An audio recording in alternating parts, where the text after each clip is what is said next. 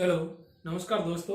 मैं सेल्फ महेंद्र कुमार और आज हम पढ़ने जा रहे हैं अलंकार। अलंकार के अपन ने कुछ पहले भाग पढ़े थे। आज हम शब्द अलंकार का श्लेष अलंकार पढ़ने जा रहे हैं, जो बहुत ही सरल और बहुत ही सिंपल सा है, अच्छा सा अलंकार है। इसके बारे में आज पढ़ेंगे। श्लेष अलंकार, श्लेष का मतलब होता है चिपका हुआ। चिपका हुआ यानी कोई एक शब्द होता है, उस शब्द के अनेक अर्थ चिपके हुए हो, या मतलब एक शब्द के अनेक अर्थ हो तो वहां पर श्लेष अलंकार होता है। देखो, अपन एक बार थोड़ा सा रिवाइज कर लेते हैं। अनुप्रास अलंकार, अनुप्रास अलंकार में क्या होता था? वर्णों की आवर्ती बार बार होती है। एक वर्ण दो या दो से अधिक बार आए तो अनुप्रास अलंकार। यमक अलंकार में शब्दों की आवर्ती बार बार होती है, शब्द बार बार आए तो वहां पर यमक अलंकार होता है। और श्लेष में एक ही शब्द हो और एक ही शब्द के अनेक अर्थ चिपके हुए हो, एक ही शब्द के अनेक अर्थ चिपके हुए हो तो वहां पर श्लेष अलंकार होता है। तो बिल्कुल सिंपल सी परिभाषा श्लेष अलंकार की। इसके देखो उदाहरण देखते हैं। मंगन को देख पट देत बार बार। मंगन, मंगन को देख पट देत बार बार। मंगन यानी जो मुक्ता व्यक्ति होता है, जो मांगने वाला होता है, जो घर पर कोई मांगने वाला होता है तो पट, यहाँ पट का दो मतलब होते हैं। पट के अर्थ यहाँ पर दो अर्थ चिपके हुए होते हैं। पहला का तो होता है वस्त्र, पहले का तो हुआ वस्त्र, और दूसरा मतलब होता है दरवाजा। दरवाजा, तो यहाँ पर दो अर्थ हुए। एक पट के दो अर्थ हुए। नंबर एक का अर्थ हुआ वस्त्र और दूसरे का अर्थ हुआ दरवाजा।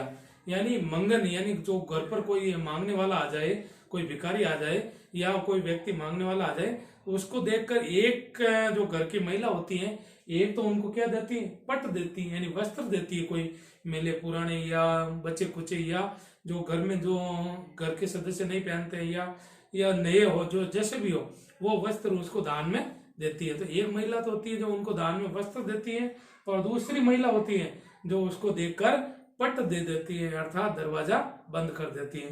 तो शब्द एक है, एक ही शब्द के अनेक अर्थ चिपके हुए, मतलब दो अर्थ या दो से अधिक अर्थ चिपके हुए हो तो वहां पर श्लेष अलंकार होता है। समझ में आया?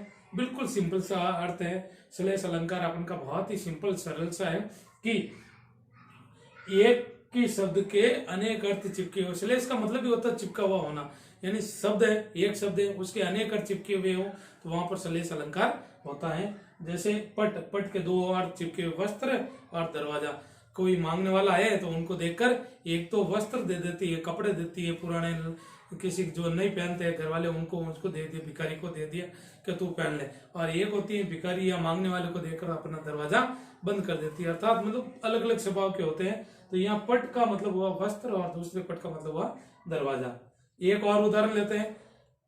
पानी गए न उबरे मोती मानस चून। ये रहीमदास जी का पूरा है। रहीमन पानी राखिए बिन पानी सब सून, पानी गए न उबरे मोती मानस चून। तो अपन यही लाइन लेते हैं। पानी गए न उबरे मोती मानस चून। यहाँ अपन पानी लेंगे। पानी के यहाँ पर अलग अलग संदर्भों में अलग अलग अर्थ होते हैं। देखो, पानी का एक तो सिंपल अर्थ होता है जल, जल होता है जो अपन पीते हैं। यहाँ पानी यानी मोती के अर्थ में ले तो पानी का मतलब होता है चमक, यानी मोती की चमक किससे होगी? पानी से ही होगी। मोती अगर समुद्र में रहेगा, पानी में रहेगा तो उसकी चमक होगी। अगर मोती के साथ पानी आए तो पानी का मतलब होता है चमक। और मनुष्य के रूप में आए, मनुष्य कहता है देखो ये फलाने का पानी मर गया। पानी यहाँ पर मनुष्य के अर्थ में अगर पानी आए तो यहाँ पर होती है इज्जत, आपकी आबरू, इज्जत, इज्जत ही सब कुछ होती है। तो मनुष्य के अर्थ में पानी का अर्थ होता है इज्जत, और मोती के संदर्भ में ले तो पानी का मतलब होता है चमक। और चून, चून मतलब चूना, चूने के मतलब अर्थ में ले तो चूना भी पानी के बगैर एकदम व्यर्थ है। चाहे चूना में कैसा भी केमिकल डाल दो, कोई भी केमिकल डाल दो, चूना कभी भी सही नहीं हो सकता। चूने में केवल एक पानी ही एक ऐसी चीज है जो पानी पड़ते ही चूना एकदम नरम हो जाता है, वो अपनी सारी गर्मी बाहर हो जाती है और वह मकान बनाने लायक हो जाता है। तो मोती के अर्थ में मोती के साथ पानी का ले तो चमक हो गया, मनुष्य के साथ ले पानी का तो क्या हो गया? इज्जत हो गई, और चूने के साथ ले तो पानी का अर्थ हो गया पानी या जल। तो पानी के अर्थ कितने हो गए? तीन हो गए। पानी के तीन अर्थ चिपके हुए हुए, कौन कौन से? एक तो हो गया चमक, ठीक है, दूसरा हो गया इज्जत, और तीसरा हो गया जल। तो पानी के तीन अर्थ हो गए, चमक, इज्जत और जल। तो एक शब्द है पानी और उसके कितने अर्थ चिपके हुए? तीन अर्थ। तो यही तो श्लेष अलंकार है। इसको अपन को पता चलना चाहिए, कि देखकर पता चलना चाहिए कि इसके अर्थ अलग अलग चिपके हुए हो। श्लेष अलंकार देखकर अपन को ये नॉलेज होना चाहिए कि इस शब्द के कितने अर्थ निकलते हैं, तभी अपन पता लगा पाएंगे कि इसमें कौन सा अलंकार है। तो पानी में ये श्लेष अलंकार हो गया। इसी तरह एक उदाहरण और लेते हैं। चरण धरत शंका करत भावत नींद न शोर, सुवरण को ढूंढत फिरत कवि कामी और चोर। बहुत ही अच्छा और बहुत ही सरल सा, सुंदर सा, बढ़िया सा उदाहरण है। ये साहित्य में परीक्षा में कई बार पूछा जाता है, आरपीसी में, टेट में, रीट में, कई परीक्षाओं में पूछा जा सका है। आपकी ऐसे ही परीक्षा हो या कांस्टेबल की परीक्षा हो, अलंकार में जब भी श्लेष अलंकार का पूछते हैं तो ये बहुत ही इम्पोर्टेंट है, बहुत महत्वपूर्ण है, और इसको काफी बार पूछ सकते हैं और अपन जीवन में भी उतारना चाहिए। तो ये अर्थ देखते हैं, इसका अर्थ क्या होता है। चरण धरत शंका करत भावत नींद न शोर, सुवरण को ढूंढत फिरत कवि कामी और चोर। देखो, कवि कामी और चोर, कवि कामी और चोर के बारे में बताया है कि तीनों ही चरण यानी यहाँ पर हो गया, चरण के भी दो अर्थ होते हैं। एक का तो चरण कवि के रूप में लेते हैं, चरण का मतलब हो गया पद, चरण का मतलब हो गया पद, और कामी के रूप में और चोर के रूप में लेते हो तो पैर, दोनों के लिए तो पैर हो गया। तो इन दोनों के हो गया पैर और इसका हो गया पद। चरण धरत शंका करत, यानी ये जो तीनों लोग हैं अपने चरण धरते हुए यानी अपने पद्य धरते हुए या पैर रखते हुए शंका करते हैं। भावत नींद न शोर, इन तीनों को ना तो नींद अच्छी लगती है और ना ही कोई शोर शराबा, जहाँ शोर शराबा हो वो भी अच्छा नहीं लगता है। सुवरण को ढूंढत फिरत, आप देखो सुवरण के तीन अर्थ होते हैं, यहाँ पर अलग अलग अर्थों में अलग अलग अर्थ होते हैं। सुवरण को ढूंढत फिरत कवि कामी और चोर, कवि व्यक्ति होता है वह सुवर्ण, या सुवर्ण के भी अपन तीन अर्थ लेते हैं। सुवर्ण के भी तीनों के अर्थ में अलग अलग होता है। पहले अगर कवि के रूप में ले तो सुवर्ण का होता है सुंदर अक्षर, सुंदर वर्ण, ठीक है। और अगर कामी के रूप में लो तो सुंदर रंग के रूप में ले सकते हैं, सुंदर रंग। और अगर चोर के रूप में लो तो अपन स्वर्ण या सोना के रूप में ले सकते हैं। तो तीनों का अर्थ अलग अलग प्रकार से होता है। इसी तरह अपन सुवर्ण का मतलब हो गया सुंदर वर्ण। अगर कवि होगा तो कवि क्या चाहेगा कि कौन कौन से अच्छे वर्ण हैं उनको मैं ढूंढूं और उनको मैं लेना चाहूंगा।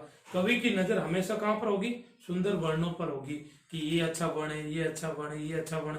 जैसे ट वर्ण, त वर्ण, प वर्ण होता है, इन ट वर्ण को, त वर्ण को, प वर्ण को ज्यादातर कवि काम में नहीं लेता है, क्योंकि ये कठोर व्यंजन कहलाता है, और जो मधुर वर्ण होते हैं उनको ही ज्यादा काम में लिया जाता है। तो कवि की नजर कहां पर होगी, सुंदर वर्णों पर होगी। और अगर कामी होगा, कोई कामी पुरुष होगा, तो उनकी नजर हमेशा सुंदर रंग पर होगी कि इस कौन सी स्त्री सुंदर है या इस स्त्री का रंग सुंदर है, ऐसा है, तो वो सुंदर रंग पर कवि की नजर होगी। और चोर घर में आएगा तब सबसे पहले क्या देखेगा, सबसे पहले देखेगा इस घर में सोना कितना है, कितना रुपये पैसे है, धन दौलत है। तो चोर की नजर हमेशा स्वर्ण पर होगी और कामी की नजर हमेशा सुंदर रंग पर होगी, और जो कवि होगा उसकी नजर हमेशा सुंदर वर्ण पर होगी। तो ये सुवर्ण के तीन अर्थ चिपके हुए हैं। तो यहाँ पर कौन सा अलंकार होगा, श्लेष अलंकार होगा।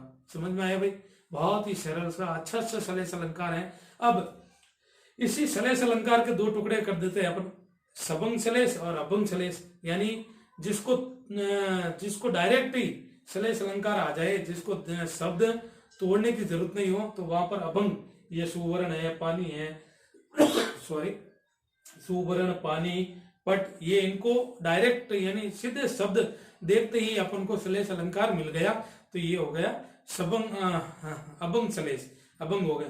और जिसको तोड़ने पर, शब्द को तोड़ने पर अपन को श्लेष अलंकार प्राप्त हो, वो अभंग श्लेष होता है, सबंग श्लेष होता है। तो ये उदाहरण अपन के सबंग श्लेष का है, सबंग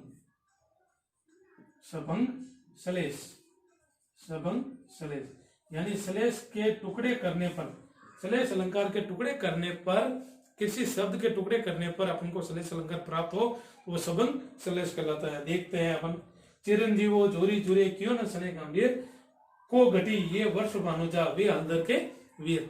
यानी चिर जीवो जोरी जुरे, चिर जीवो यानी लंबे समय तक, जोरी जुरे यानी इनकी जोड़ी क्यों नहीं जुड़ेगी, किनकी, राधा और कृष्ण भगवान की जोड़ी लंबे समय तक क्यों नहीं जुड़ेगी, क्यों ना सने गंभीर, क्यों ना उनके बीच सने प्रेम बहुत ही ज्यादा गंभीर प्रेम हो, क्यों नहीं हो सका, क्यों नहीं उनके बीच प्रेम गंभीर हो, क्यों, क्या कारण है उसका, कारण इसके ये है, को घटी ये वर्ष भानुजा, यानी ये तो वर्ष भानुजा है और ये हलदर के वीर। अब इनको अपन को ऐसे शब्दों को देखने से पढ़ते तो पता नहीं चलतेगा, इनके टुकड़ा करते हैं। तो पहले टुकड़ा किया वर्षभ, वर्षभ अनुजा, वर्षभ अनुजा, और हलदर, हलदर, हलदर यानी बैल, हलदर यानी बैल, वर्षभ अनुजा यानी गाय। देखो वर्षभ, वर्षभ कहते हैं बैल, बैल की अनुजा कौन होती है, बैल की बहन कौन होती है, गाय होती है, ईश्वर है। तो यहाँ पर तो वर्षभ अनुजा, अगर इसके टुकड़े करते हैं वर्षभ अनुजा तो हो गया गाय, और हलदर, हल को धारण करने वाला अर्थात बैल हो गया। तो बैल और गाय में तो हमेशा प्रेम होता ही होता है, इसलिए उन्होंने वर्ष अनुजा कहा गया है और हलदर के वीर कहा गया है। तो यहाँ टुकड़े करने पर वर्षभ अनुजा, वर्षभ अनुजा यानी गाय, बैल की बहन गाय, और हलदर, हल को धारण करने वाला अर्थात बैल हो गया।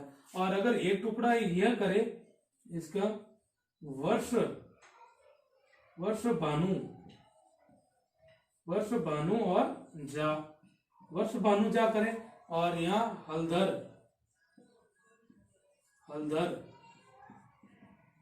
वर्ष भानु, वर्ष भानु यानी राजा वर्ष भानु की जा यानी पुत्री, राजा वर्ष भानु की पुत्री कौन थी, राधा।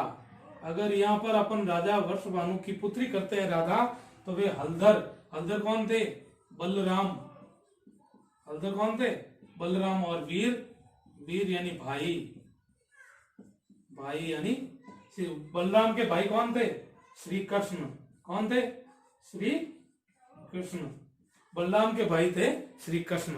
तो ये अगर वर्ष, वर्ष भानु जा, वर्ष भानु प्लस जा, इसके टुकड़े ऐसे करते हैं वर्ष भानु प्लस जा, यानी राधा के अर्थ में लेते हैं। तो यहाँ आ गए हलदर के वीर, हलदर यानी हल को धारण करने वाला, हल को कौन धारण करते थे, बलराम करते थे, और उसके वीर यानी भाई कौन थे, श्री कृष्ण।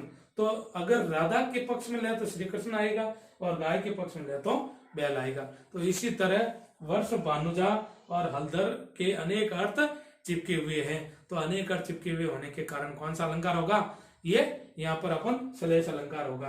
तो प्रिय दोस्तों, ये सलेश अलंकार बहुत ही सरल है। अपन ने अब शब्दालंकार को बारे में पढ़ा, बहुत ही सरल सिंपल सा शब्दालंकार है। थैंक यू, धन्यवाद।